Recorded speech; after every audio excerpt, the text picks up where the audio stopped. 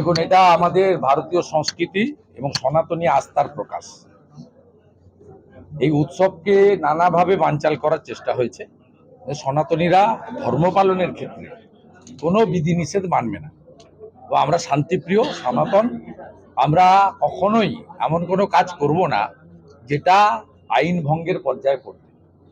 আমাদের ভজন কীর্তন, জয় শ্রীরামের স্লোগান, পুজো পাঠ, পুষ্পাঞ্জলি এবং একদম সাত্ত্বিক নিরামিষ ভোজন গ্রহণ, এই যে পরম্পরা হাজার হাজার বছরের পুরনো পরম্পরা, যেভাবে যুদ্ধ যুদ্ধ ভাব করা হয়েছে বা হচ্ছে, এটার কোনো প্রয়োজন নেই।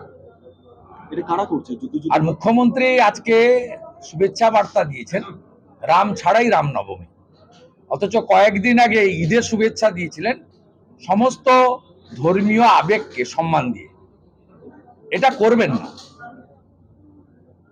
আপনি সকলের ক্ষেত্রে সমান আচরণ করুন। এই জন্য আমি বলি, আপনি বলেন ধর্ম যার যার, উৎসব সবার।